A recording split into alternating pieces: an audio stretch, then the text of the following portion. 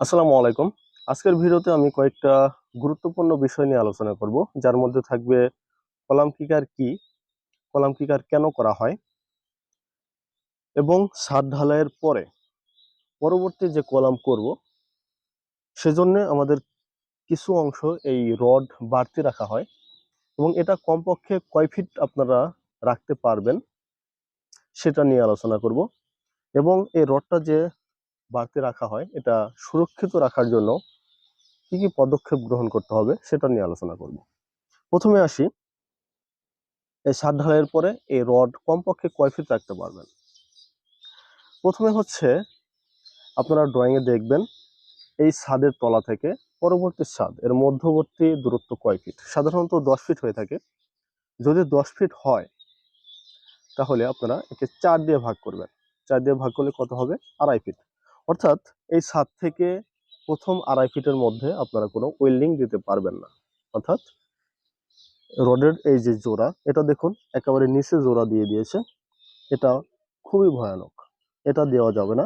কমপক্ষে 2.5 ফিট, এই 2.5 ফিটের উপরে অর্থাৎ 3 ফিট 3.5 ফিট এই পজিশনে আপনারা ওয়েল্ডিং করতে পারবেন, এবং উপর থেকে 2.5 ফিট ওর মধ্যে আপনারা কোনো ওয়েল্ডিং দিতে পারবেন না। অর্থাৎ 6.5 বা 7 ফিটের যে অংশ ওইখানে আপনারা ওয়েল্ডিং দিতে পারবেন। অর্থাৎ যদি 10 ফিট হাইটের হয় পরবর্তী ছাদ, তাহলে আপনাদের আমি সাজেস্ট করব কমপক্ষে 3 ফিট আপনারা রাখবেন এই রডগুলো, কমপক্ষে 3 ফিট। এরপর আসি এটা সুরক্ষিত রাখার জন্য, অর্থাৎ এটা কিন্তু জং ধরে যায় বেশি দিন থাকলে, এটা জং যাতে না ধরে যায় তার জন্য আপনারা কি করবেন। এর জন্য আপনারা এই যে এখানে দেখুন রং করে দেওয়া হয়েছে, এটা একটা পদ্ধতি। আরেকটা পদ্ধতি আছে, সেটা হচ্ছে প্লাস্টিকের একটা গোল এরকম পাওয়া যায়, যেটা পানি রোধী, এটা পরিয়ে দিতে পারেন। সেটা একটু কষ্টসাধ্য এবং ব্যয় সাপেক্ষ, আপনারা চাইলে রং করে দিতে পারেন খুব সহজে। এরপর আসি কলাম কিকার কি। কলাম কিকার এখানে করা হয়নি।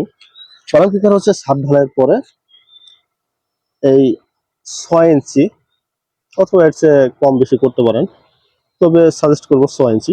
এই 6 ইঞ্চি হাইটে এই কলামের যে সাইজ ঠিক সেই আকারে ঢালাই করা হয়। এটা কেন করা হয়?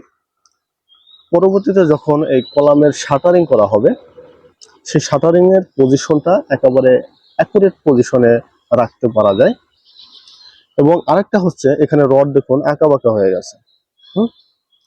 এই কলাম কিকারটা করলে রডের প্লেসিংটা ঠিক থাকে, যার কারণে পরবর্তীতে কলাম এদিক সেদিক সরে যাওয়ার সম্ভাবনা খুবই কম থাকে।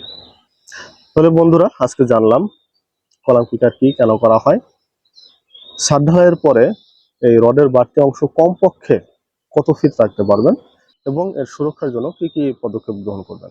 আশা করি ভিডিওটি আপনাদের উপকারে লাগবে। ভালো লাগলে অবশ্যই লাইক, কমেন্ট এবং শেয়ার করবেন। পরবর্তী ভিডিও সবার আগে পেতে চ্যানেলটি অবশ্যই সাবস্ক্রাইব করবেন।